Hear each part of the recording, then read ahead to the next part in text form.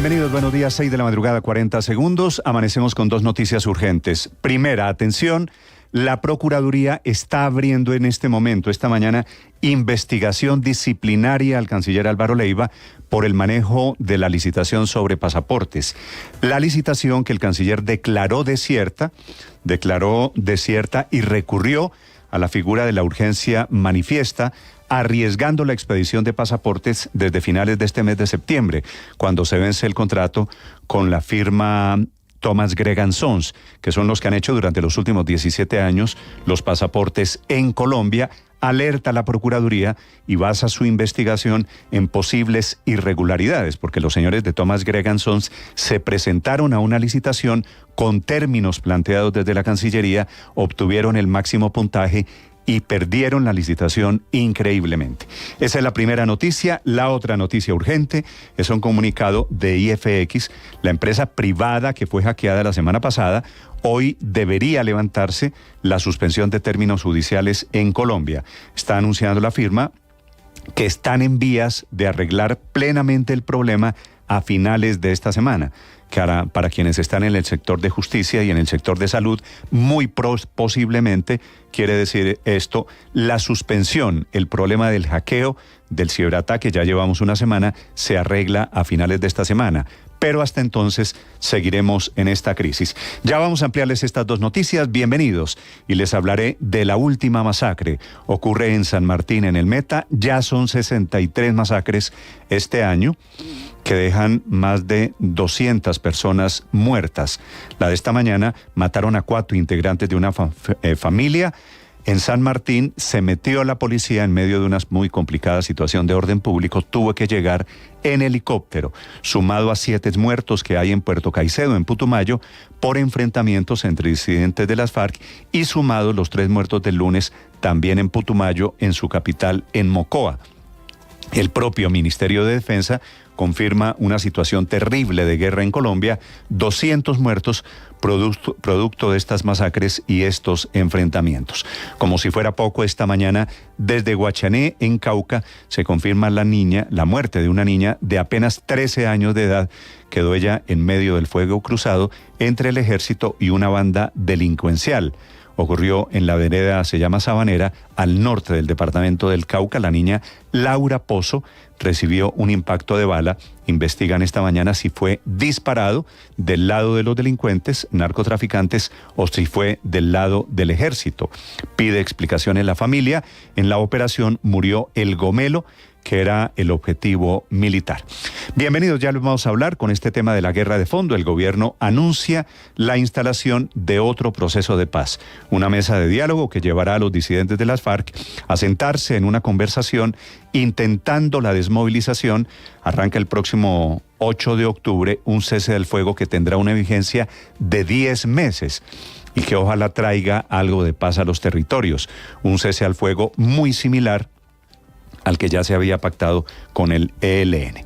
Les vamos a hablar, a propósito de noticias de orden público, de la durísima confesión del general Torres Escalante, que estuvo en la audiencia de la JEP en Yopal, y es el primer general del Ejército de Colombia que confiesa su responsabilidad en el tema de los falsos positivos, ocurridos en los peores años de la guerra en Colombia, cuando se degradó al máximo la ética dentro de las fuerzas militares.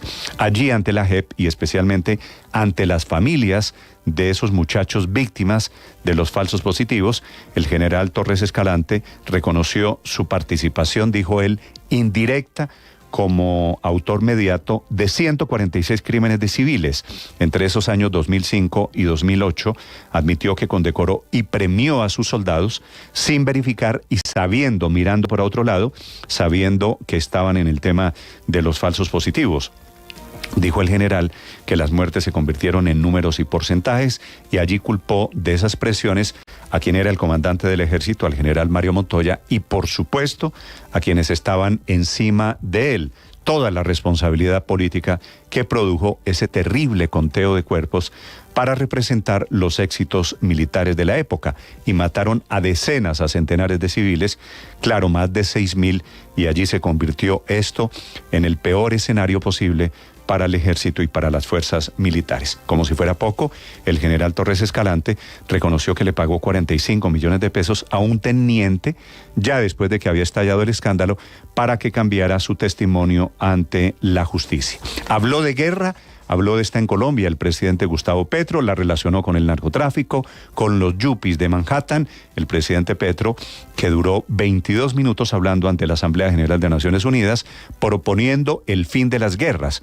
En realidad, en eso está Naciones Unidas desde hace casi 80 años. También propuso el presidente renegociar el orden económico internacional. Habló de cambios en el sistema financiero. Un discurso muy interesante, pero por supuesto lleno de controversias naturales. Aplaudido bastante más que el presidente Petro, salió el presidente Bukele de El Salvador. Habló también el presidente Zelensky de Ucrania, habló el presidente Biden de los Estados Unidos. Ya les vamos a contar cómo les fue a los presidentes, a los cercanos y a los lejanos. Y hablando del presidente Petro, dos de sus principales alfiles son las víctimas hoy de Piedad Córdoba, que se paró en un discurso en la Comisión Séptima, pidió la palabra y le dijo a los dos, a Benedetti y a Roy Barreras, que son un par de ratas. Dígales que yo les dije rata. Bueno, con perdón de las ratas, también me hicieron la vida imposible. Me humillaron, dijo ella, de manera terrible, que demuestra este capítulo de enfrentamientos, de las batallas que hay en ese sector del pacto histórico. Todos, en teoría, son compañeros del presidente Gustavo Petro. Bienvenidos, un gusto saludarlos en este amanecer, viernes 20 de septiembre. Ya les amplío las noticias de última hora. Hoy es el Día de la Libertad de Expresión, también es el Día de la Paella. Viene enseguida el resumen que preparamos aquí, en Voces y Sonidos, en Mañanas Blue.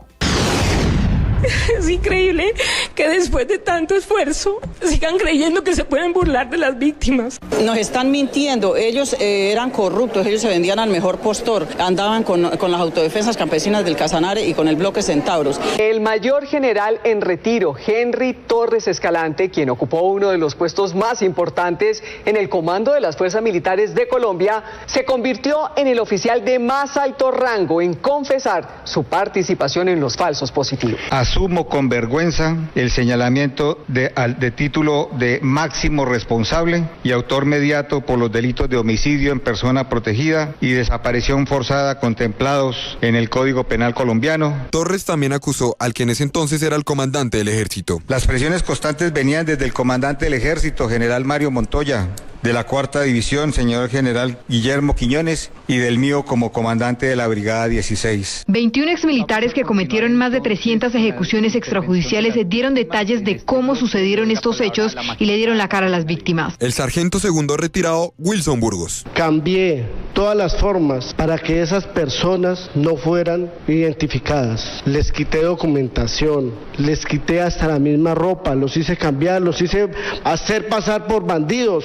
El próximo 8 de octubre se instalará la mesa de diálogos de paz entre el gobierno y las disidencias de alias Iván Mordisco. La negociación será en el Catatumbo y ese mismo día arrancará un cese al fuego que iría hasta el 8 de agosto de 2024. Por ahora no se contempla un cese de hostilidades. Sobre esto habló desde el Cauca, alias Andrei, vocero de las disidencias. Creo que es el punto de encuentro y el cual nos lleva a firmar este protocolo o estas reglas para la verificación del cese al fuego. Y Camilo González Pozo, jefe de la delegación del Gobierno Nacional, destacó este avance como un paso para solucionar la crisis humanitaria en varias regiones del país. Es un salto histórico. No se había presentado un cese al fuego de esas características y duración en la historia de los diálogos por la paz en Colombia.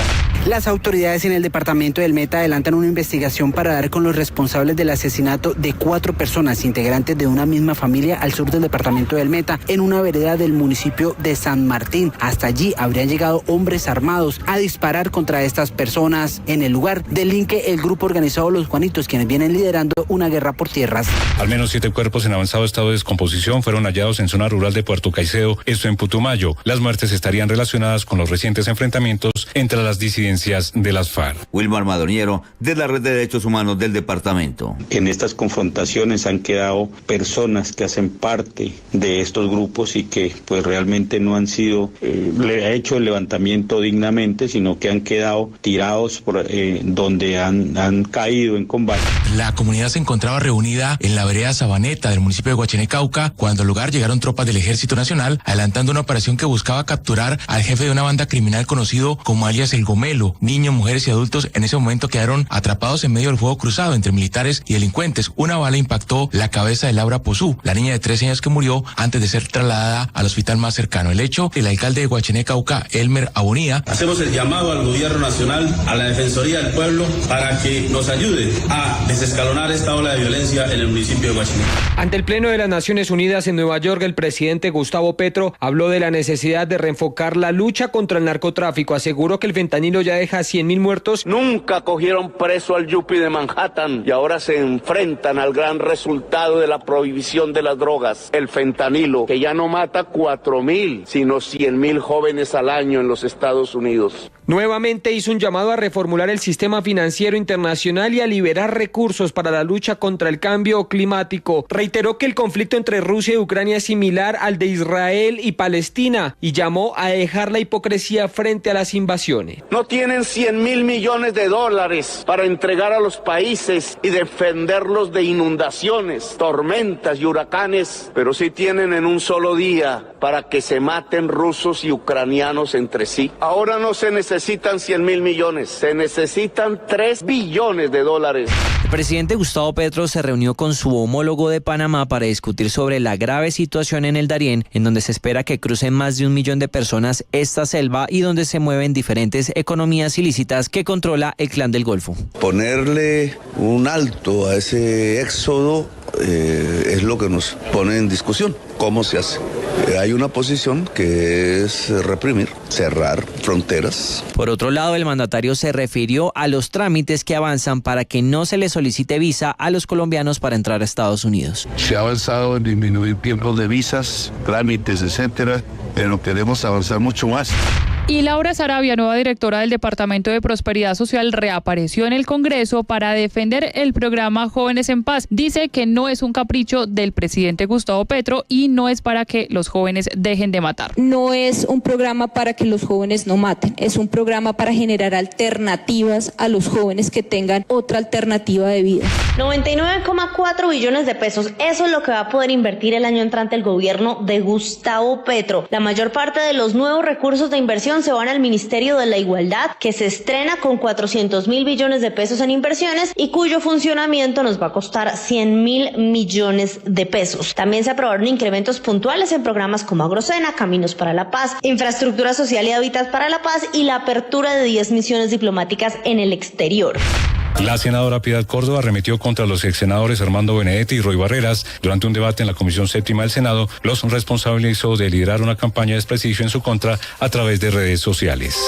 Yo detesto a Roy con ropa y todo, y a Benedetti. No me escondo para decir que me repugnan los dos. ¡Fórmese! ¡Fórmese! El Ministerio de Trabajo ya inició la inspección a la sede de la empresa Castro Agroindustrial Ganadera, tras conocerse los graves casos de maltrato laboral que se han hecho virales en redes sociales y hasta causaron la indignación del presidente Gustavo Petro. Mario Alejandro Carrillo, uno de los empleados, narró los abusos que se vivieron. Empieza a insistir de manera muy violenta que nos necesita formados tipo militar. Nadie entendió por qué, pero en el estado de alteración en que se encontraba, pues nos produjo miedo. Sigue cerrada la vía Bogotá-Villavicencio debido a las protestas de la comunidad en el sector de Guayabetal y Pipiral. Habitantes de la zona piden que el gobierno atienda y peticiones. Tras una audiencia de 3 horas, una jueza mexicana vinculó a Alan Gil, exnovio de Ana María Serrano, al proceso por presunto feminicidio de la joven. La juez fijó 3 meses para el cierre de la investigación y también algo muy importante, se observa en las imágenes de cámaras de seguridad cómo este joven lleva una gorra y un cubrebocas. Estos fueron localizados al interior de la casa. Tras 24 horas de bombardeo de Azerbaiyán sobre la República Separatista de Nagorno-Karabaj, que dejaron 25 muertos, Más de un centenar de heridos y unos 2.000 desplazados, finalmente las autoridades de Nagorno anunciaron hace pocos minutos la rendición total, desarme de sus fuerzas armadas y retiro de tropas de la vecina Armenia. Desde la disolución de la Unión Soviética, dos de sus ex repúblicas, Armenia y Azerbaiyán, se han estado enfrentando cada tanto, dejando el territorio de Nagorno-Karabaj en tierra de nadie, sin reconocimiento internacional. Rusia estaba a cargo de mantener allí la paz. Luis Alberto Provedero. Volvió la Champions League y la figura de la fecha no fue ni Erling Haaland ni Kylian Mbappé. La figura fue Iván Provedel, el arquero del Lazio, que al minuto 95 anotó el empate de su equipo frente al Atlético de Madrid. Estás escuchando Blue Radio.